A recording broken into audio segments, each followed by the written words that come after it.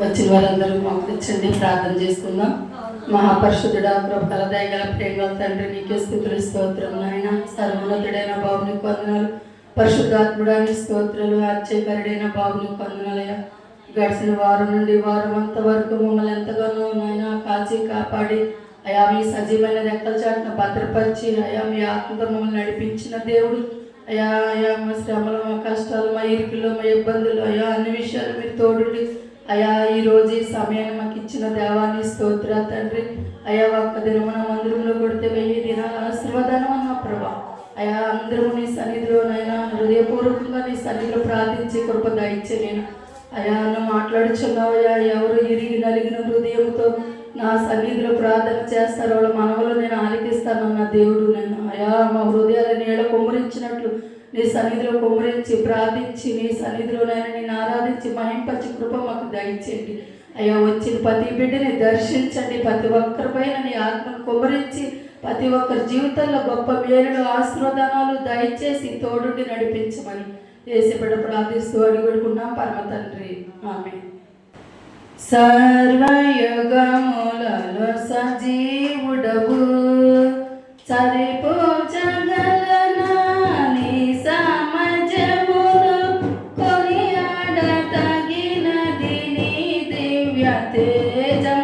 నా జ్ఞానం నా ప్రాణం నీవే యేసయ్యా. సరిపోచగలనా నీ సామర్థ్యమును, కొనియాడతగినది నీ దివ్య తేజం. నా జ్ఞానం నా ప్రాణం నీవే యేసయ్యా. నా జ్ఞానం నా ప్రాణం నీవే యేసయ్యా. సర్వయుగములలో సజీవుడవు, ప్రేమతో ప్రాణమును అర్పించినావు. శ్రమల సంకీర్ణైన శత్రువును కరుణించు వాడవు నీవే. ప్రేమతో ప్రాణమును అర్పించినావు. శ్రమల సంకీర్ణైన శత్రువును కరుణించు వాడవు నీవే. సూర్యుని ఎదుట వీరులు కారెన్నడు, జగతిని జయించిన జయశీలుడా. సూర్యుని ఎదుట వీరులు కారెన్నడు, జగతిని జయించిన జయశీలుడా. సర్వయుగములలో సజీవుడవు, సరిపోచగలనా నీ సామర్థ్యమును, కొనియాడతగినది నీ దివ్య తేజం. నా జ్ఞానం నా ప్రాణం నీవే యేసయ్యా. నా జ్ఞానం నా ప్రాణం నీవే యేసయ్యా. స్తుతులతో దుర్గమును స్థాపించువాడవు, సుగధనులతో సైన్యము నడిపించువాడవు నీవే. స్తుతులతో దుర్గమును స్థాపించువాడవు, శృంగధనులతో సైన్యము నడిపించువాడవు నీవే. నీ యందు ధైర్యమును నే పొందుకొనేదను, మరణము గెలచిన బహుశూర్యుడా. నీ యందు ధైర్యమును నే పొందుకొనేదను, మరణము గెలచిన బహుశూర్యుడా. సర్వయుగములలో సజీవుడవు, సరిపోచగలనా నీ సామర్థ్యమును, కొనియాడతగినది నీ దివ్య తేజం. నా జ్ఞానం నా ప్రాణం నీవే యేసయ్యా. నా జ్ఞానం నా ప్రాణం నీవే యేసయ్యా.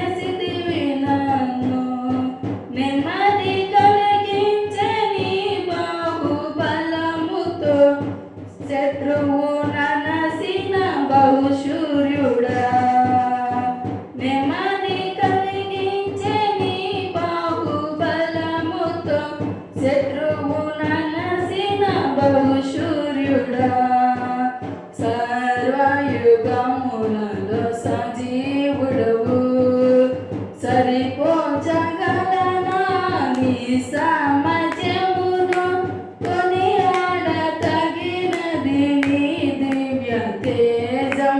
నా జ్ఞానం నా ప్రాణం నీవే యేసయ్యా. నా జ్ఞానం నా ప్రాణం నీవే యేసయ్యా.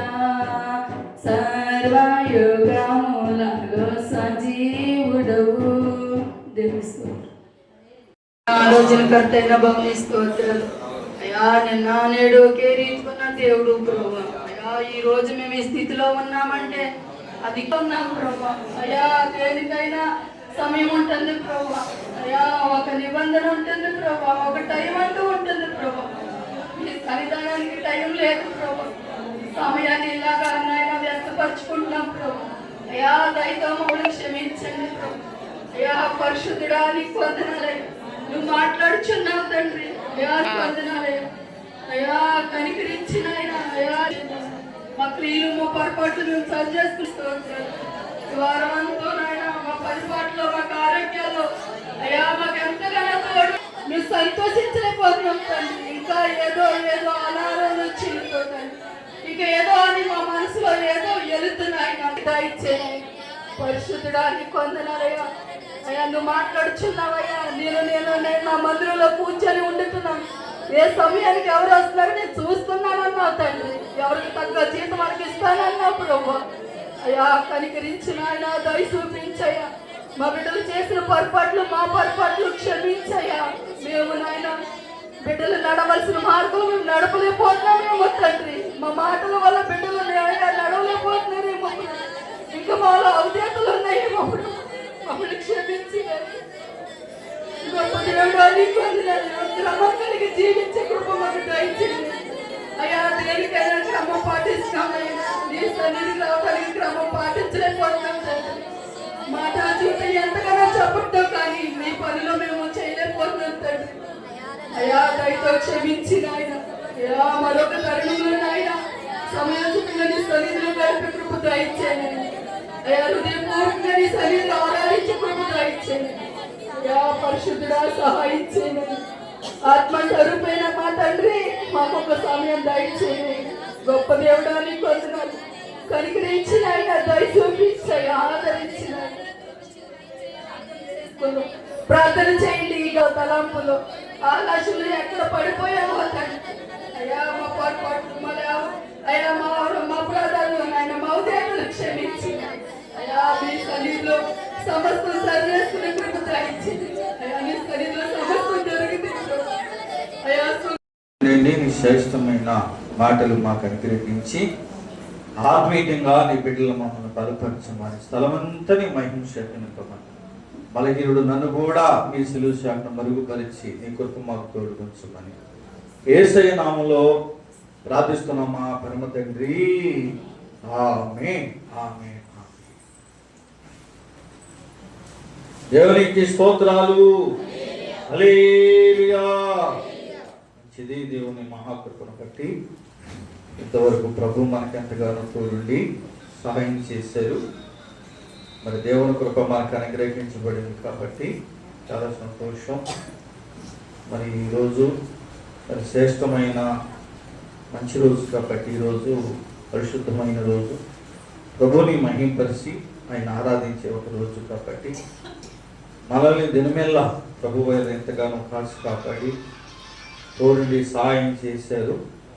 మరి దేవుని మహాకృపను బట్టి మళ్ళీ ఈరోజు ప్రభువును స్తుతించడానికి కూడా ఒక కృప ప్రభువు మనకు అందరికి అనుగ్రహించాడు కాబట్టి మనము పరిశుద్ధమైన స్థలంలో ఉన్న విషయాన్ని మాత్రం జ్ఞాపకం చేసుకొని కొద్ది నిమిషాలు దేవుని మాటలు మనం విందాము.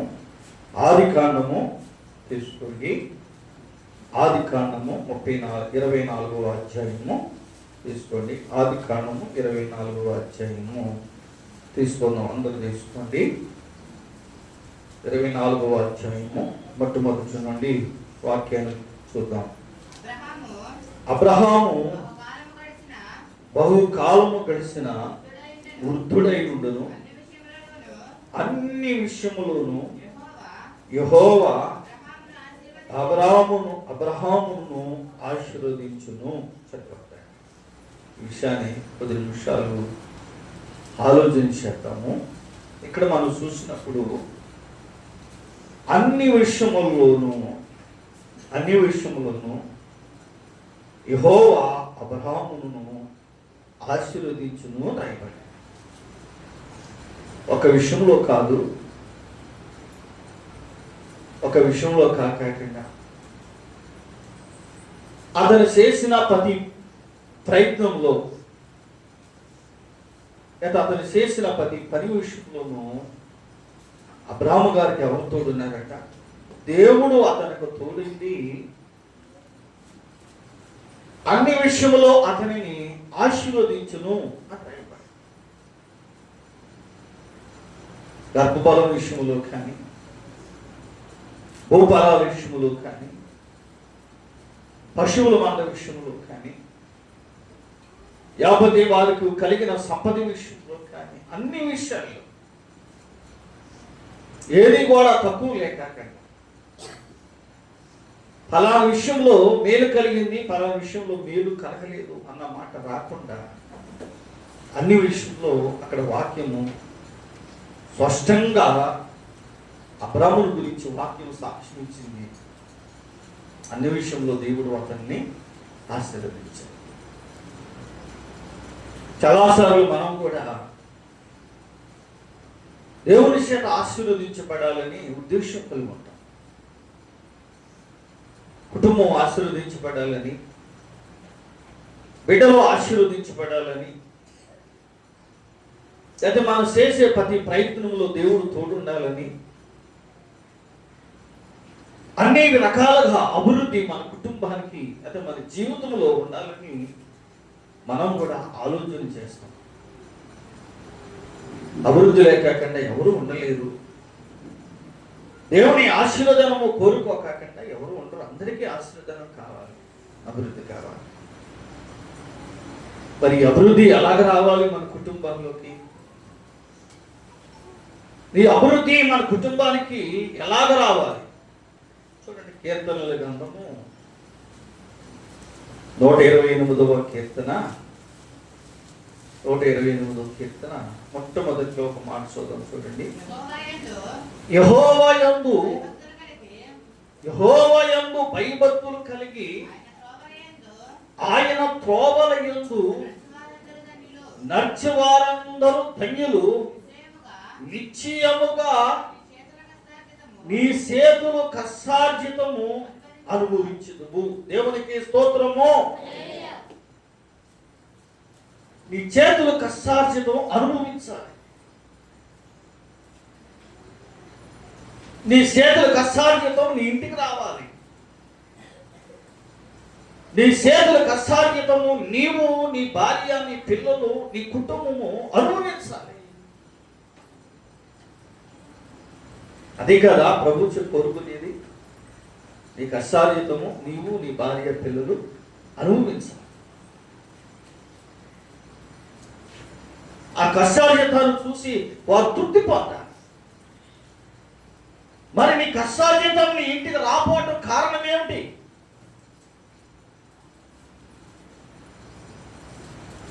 నీ కష్టార్జితం వల్ల నువ్వు ఎందుకు అభివృద్ధిలోకి రాపోతున్నావు, ఎందుకు ఆశీర్వదించలేకపోతున్నావు? కారణం ఏంటి? మనం చాలా జాగ్రత్తగా ఆలోచన చేయవలసి వచ్చిన ఒక విషయం మనకి ఎంతైనా ఉన్నది. కైవచనాల్లో మనం చదివాము కదా, ఏమని చదివాము?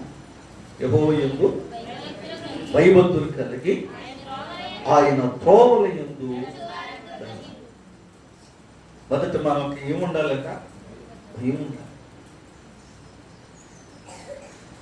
మొదటగా మనకు ఉండవలసింది భయం ఉండాలి. రెండోది మనకు ఉండవలసింది దాని వెనకాల నిరీక్షణ కలిగి, భక్తి కలిగి మనం ఉండాలి. ఎప్పుడైతే నువ్వు భయం కలిగి, భక్తి కలిగి దేవుని మార్గంలో నువ్వు చాలా జాగ్రత్తగా నడుస్తున్నప్పుడు అప్పుడు నీ కష్టార్జితం ఏం చేస్తాడంట? ఆయన ఫలించినట్టుగా చేస్తాడు. భయం కాకుండా, దేవునికి దర్శ కాకుండా, ఏదేదో ఆలోచనలు చేసుకొని శేషామాసాలు చెడు అలవాట్లు, చెడు ఉద్దేశాలతో దేవునికి విరోధముగా నడిచి దేవునికి విరోధంగా ప్రవర్తిస్తే మన కష్టార్జితం మన ఇంటికి రాదండి. అది ఏమవుతుందని తెలుసా? చిల్లి సంచులు వేసినట్లు కలిగిపోతాయి. ఎలా వెళ్ళిపోద్దంట అమ్మా? చిల్లి సంచులో సంచికి కింద సిల్లు ఉందనుకో, పైన మనం పోసామనుకో సంచి నిండిద్దా? ఏమా సంచి నిండిద్దా? ఎందుకు నిండదు? కింద ఏముంది? కింద సిల్లు ఉంది. నువ్వు పోసి నీ పోతున్నావు, ప్రయాసపడి పోతున్నావు, కింద సిల్లు ఏం చేద్దాం? కింద కారుపోతుంది. ఆ సిల్లుని పోడ్చాలి, ఆ సిల్లును పోడ్చాలి. ఆ సిల్లు పూడితే ఈ సంచి భరితవు. సంచి నిండా నువ్వు పోసి సంచి నిండా నిండితే ఆ సిల్లు పోడాలి. ఆ సిల్లు పోడాలంటే ఆయన ఎదుట మనం భయభక్తులు కలిగి నడవాలి. ఆయన ఎదుట భయభక్తులు కలగాలి. ఆయన దగ్గర నడిచి మనం జీవించాలి, భక్తి కలిగి ఉండాలి. అప్పుడు నీ చేతులు కష్టార్జితాన్ని దేవుడు ఆశీర్వదిస్తాడు. అంతేకాదు నువ్వు దేవుడు మాట కాకుండా చెడు మార్గాల్లో నడిచి నిష్ఠానుసారంగా జీవించి నిష్ఠానుసారంగా ప్రయత్నం చేసి నా చేతులు కష్టార్జితాలు ఆశీర్వదించయ్యా, నా చేతులు కష్టార్థాలు దీవించయ్యా, నాకు మేలు కలగాలని అది ఎలా కుదిరింది? కింద సిల్లు ఉందగా.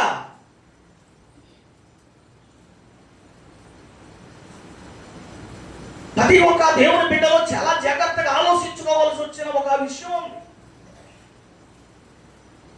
మన కష్టార్జితం ఎందుకు అభివృద్ధిలోకి రావట్లా? మన కష్టార్జితంలో ఎందుకు దీవించబడతలా? మన కష్టార్జితంలో మన కుటుంబంలో మన బిడ్డలో మనం ఎందుకు అనుభవించట్లేదు? ఇది ఎందుకు అర్థమవుతుంది? ఈ కష్టార్జితం హాస్పిటల్కి పాలు చేస్తున్నాం, ఈ కష్టార్జితం దేనికోదానికి ఉపయోగించబడుతున్నాం, అప్పుల వాళ్ళు పట్టుకుపోతున్నారు. కుటుంబంలో సమృద్ధి లేదు.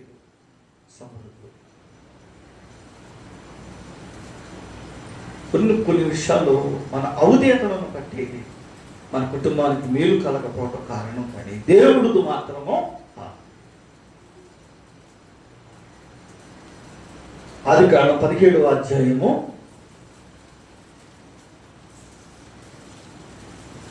17వ అధ్యాయము మొట్టమొదటి అబ్రహాము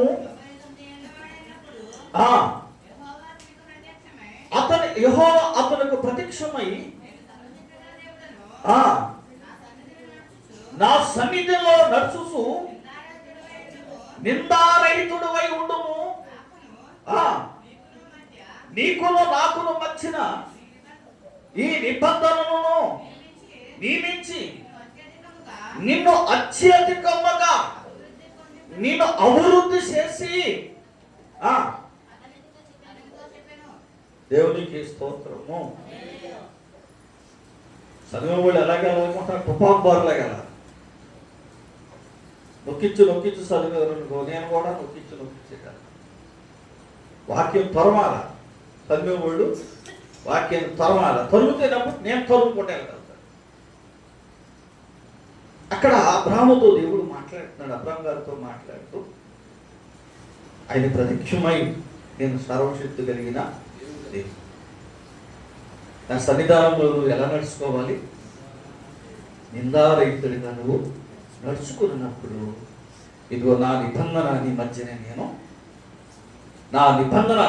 నియమించి దాన్ని స్థిరపరచుదును, నిశ్చయముగా నిన్ను నేను ఆశీర్వదించుదును. నిందారహితుడిగా కుడిమికి ఎడమకి ఎక్కడ తొట్టిల్లు కాకండి, మార్గాల్లో ఎక్కడా పప్పులే కాకండి, అన్ని కోణాల్లో మాటల్లో కానీ ప్రవర్తనలో కానీ ఆలోచనలో కానీ అన్ని కోణాల్లో దేవుని దృష్టికి యథార్థముగా నువ్వు నడిస్తే నేను నిశ్చయముగా నేను ఆశీర్వదిస్తాను. అక్కడ చూసినాడు మహా అభివృద్ధి. అబ్రాహాము తొట్టెళ్ళలేదండి, దేవునితో దగ్గర తొట్టిలు కాకుండా యథార్థంగా ఆయన నడుచుకొని యథార్థంగా ప్రవర్తించాడు కాబట్టి అన్ని విషయంలో అతడు ఆశీర్వదించబడ్డాడని వాక్యము సాక్ష్యం ఇచ్చింది, దేవుడు సాక్ష్యం ఇచ్చింది. మరి మనం నడుచుకుంటే దేవుడు మనల్ని ఆశీర్వదించడా? అన్ని విషయంలో మనం జాగ్రత్తగా కలిగి, భయం కలిగి, భక్తి కలిగి దేవుని మార్గంలో మనం నడుచుకుంటే నీ కష్టార్జితాన్ని దేవుడు అభివృద్ధి చేయడా?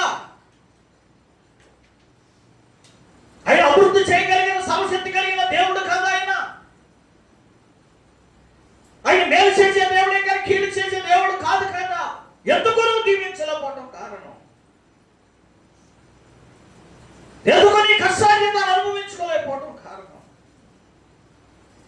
దేవుడు కోరుకునేదేంటి ప్రభు? ఆయన సన్నిధానంలో నువ్వు భయముతో భక్తుతో నువ్వు అనక, భయంతో భక్తుతో నువ్వు వణికితే ఆయన నియమం శ్రద్ధను చూపుతాడు. ఆయన సన్నిధానంలో భయంతో నడుచుకుంటే ఆయన కనుదృష్టి నీ మీద ఉంటుంది, ఆయన ఆలోచనలు నీ మీద ఉంటాయి, ఆయన తలంపులు నీ మీద ఉంటాయి. అప్పుడు నేను అభివృద్ధి చేయడానికి ఆయన ఉద్దేశించబడతాడు. నీ ప్రార్థనలు ఆలకించి ఇప్పుడు చక్కగా నీ సరుద్దులని సాలపరిచి మేలు చేసే గొప్ప నూతనమైన కార్యములతో ప్రభువు నీకు తనకు వచ్చినప్పుడు ఆయన ఒంటరిగానే వచ్చాడు, సమృద్ధితో రాలి. దేవుని అడుగు జాడల్లో భయభక్తులు కలిగి నడిచాడు కాబట్టి సమృద్ధం కలవాడి నింపబడే సాక్ష్యం ఇచ్చాడు. భయభక్తులు కలవాడే. ఇప్పుడు ఇంకో మాట మనం చూద్దాము. ఆదికాండము 22వ అధ్యాయం 10వ వచనం. 22:10. అప్పుడు అబ్రహాము వధించుటకు తన చేయి సాచి కత్తి పట్టుకొనగా యెహోవా దూత పరలోకములో నుండి అబ్రహామా అతని పిలిచెను. చిత్తము ప్రభువా, ఆ చిన్నవాని మీద చెయ్యి వేయకము, చేయకము, నీకు ఒక్కడే ఉన్న నీ కుమారుని నాకు వెనక తీయలేదు కనుక నీ దేవునికి నువ్వు దేవునికి భయపడిన వాడు అని ఇందువలన నాకు కనపడుతున్నది అను. దేవునికి స్తోత్రము. గొప్ప విశ్వాసం. విశ్వాసంలో కొన్ని పరీక్షలు ఎదురవుతాయి. నీకు అభివృద్ధి వచ్చినప్పుడు విశ్వాసం నీకు పరీక్ష ఎదురవుద్ది. ఆ పరీక్షలో నువ్వు తోగాల దేవుని దగ్గర. ఓడిపోకూడదు. ఓడిపోతే నువ్వు అభివృద్ధి చూడలే, ఓడిపోతే నువ్వు దీవించబడలే. వృద్ధాప్యంలో ఇచ్చాడు చక్కని కుమారుని ప్రభువారు చూసి అబ్రహం గారితో మాట్లాడి పలానా ప్రాంతాన్ని తీసుకెళ్ళి నీ కుమారుని నాకు బలిగా అర్పించుము అన్నా. వెంటనే విశ్వాసాన్ని కనబరిచి చిత్తం ప్రభువా అలాగే చేస్తాను నేను అన్నాడు. కుమారుని తీసుకున్నాడు, పలువారు తీసుకున్నాడు, ఆ ప్రాంతానికి వెళ్ళాడు. ఆయన చూపించిన కొండపైకి వెళ్ళాడు. చక్కగా బలిపీఠం కట్టాడు. బలిపీఠం కట్టి దాని మీద కట్లు తెచ్చాడు. దాన బలిగా, గొర్రె పిల్లకి బలిగా తన కుమారుణ్ణి, వృద్ధాప్యంలో దేవుడిచ్చిన తన బిడ్డని కాళ్ళు చేతులు కట్టి ఆ బలిపీఠం మీద పడుకోబెట్టి, తండ్రి, కన్న తండ్రి 100 సంవత్సరాలు సమీపంలో దేవుడిచ్చిన ఆ బిడ్డని అతని బలిపీఠం మీద పడుకోబెట్టి అబ్రహాం పైకి కత్తి లేపాడు, పొడిచిట్టాడు చంపటాన్ని. ఎంతటి విశ్వాసం అసలు! విశ్వాసం ఎంత గొప్ప! అతని క్రియలో చూపించాడు దేవుని దగ్గర విశ్వాసం. పైకి వెత్తి కత్తి పైకెత్తి కుమారుని దేవునికి బలి అర్పించుతున్న సమయంలో పరలోకంలో ఉన్న దేవుడితో చూసి అబ్బో అగో అగో అతను ఏం చేయమాకు, అతను ముట్టమాకు, అతను ఏం చేయమాకు. బా ఈ శ్వాసం ఎంత గొప్పదయ్యా. నీకు ఒక కుమారుడు అయినప్పటికీ కూడా దేవుని దగ్గర ప్రశ్న ఏ కాకుండా అయ్యా నా కుమారుడు బలి ఇవ్వమంటున్నావు, ఇది ధర్మం కాదు కదా, నేను ఎలా ఇవ్వనన్న మాట కూడా అనకాకుండా నీ కుమారుడు కూడా బలి ఇవ్వటానికి నువ్వు సిద్ధపడ్డావు అంటే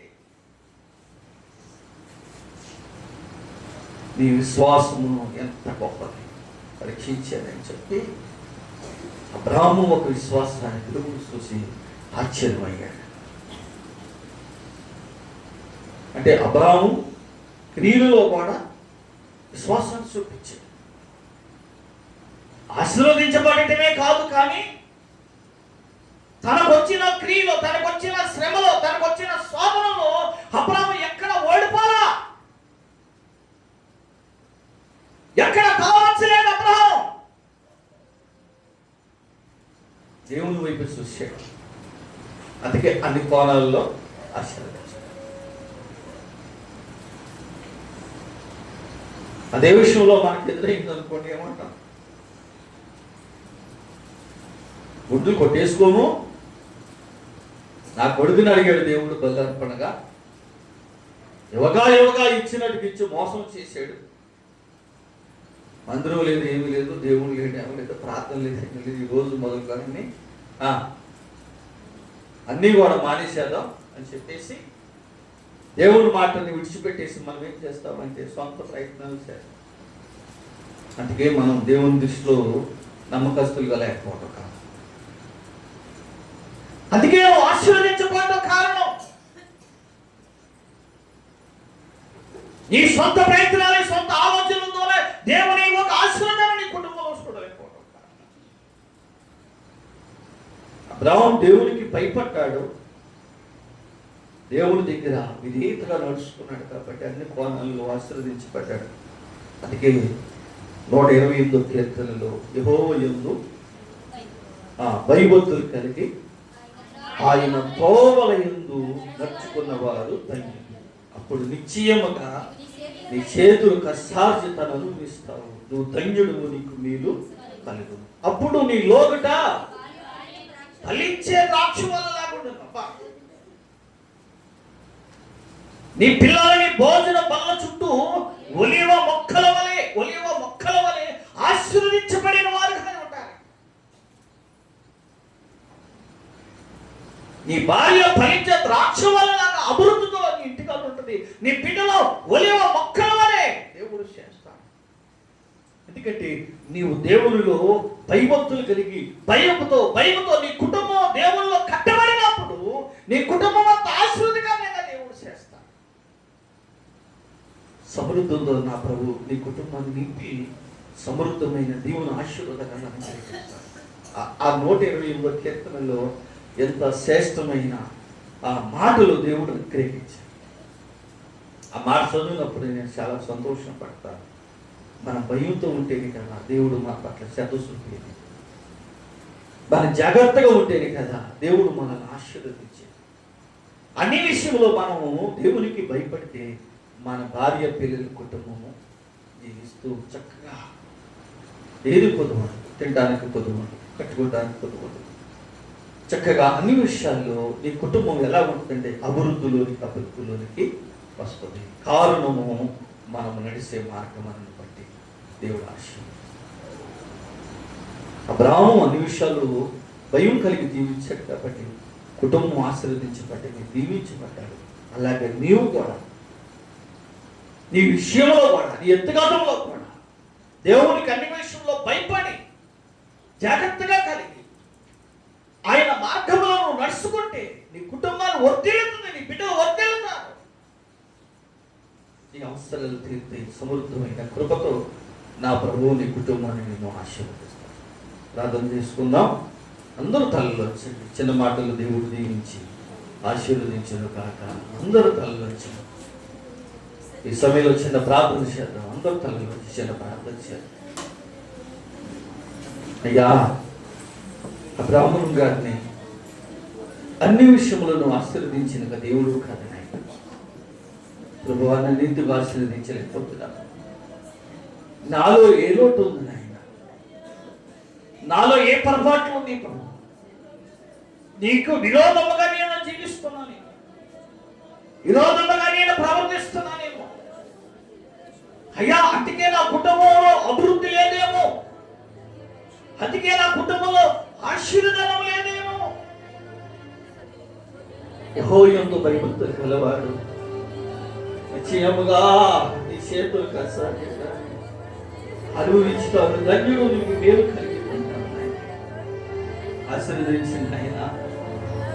నాలో లోట్లుండి తీసివేయండి. విరోధంగా నేను నడుచుకుంటున్నానేమో, విరోధంగా నేను ప్రవర్తిస్తున్నానేమో. యేసయ్యా, ఆయన విరోధంగా నేను ప్రవర్తిస్తున్నానేమో. అయ్యా, కృప చూపించిన ఆయన, నా పట్ల కృప చూపించిన ఆయన. నీకు విరోధమైనది వేరే నాలో ఉండకూడదు. అబ్రహాముని సన్నిధానంలో నిందారహితుడై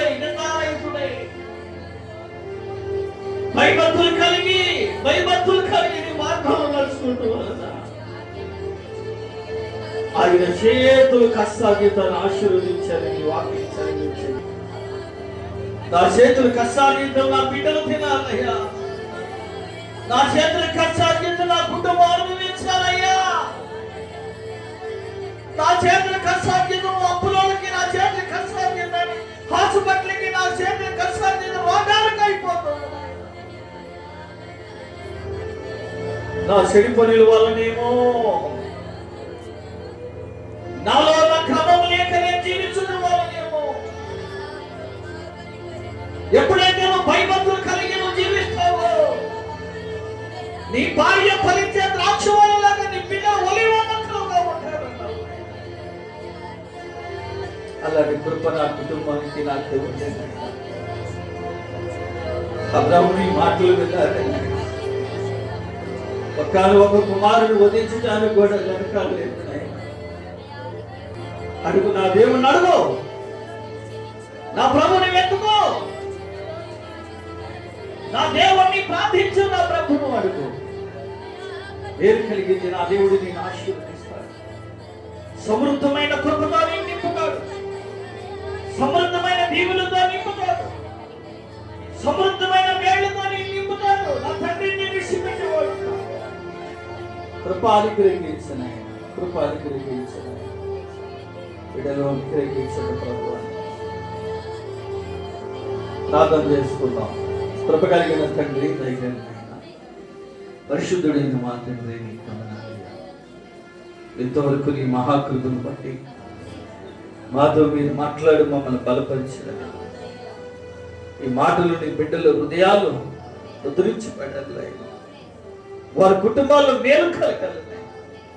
అబ్రహాముని మందిరంలో నీ సన్నిధానంలో ఎలాగా నమ్మకస్తుడుగా నిందారహితుడిగా నడుచుకొని తన కుటుంబాన్ని ఎలాగా ఆశీర్వదకరంలో నడిపించుకొని వారి చేతుల కష్టాలు అనుభవించినట్లుగా మేలు కలిగినట్లుగా సమృద్ధమైన కృపతో నీ బిడ్డలు నింపి కుటుంబాలు ఆశీర్వదించి దీవించమని యేసయ్య నామములో ప్రార్థిస్తున్నాము మా పరమ తండ్రి. ఆమేన్.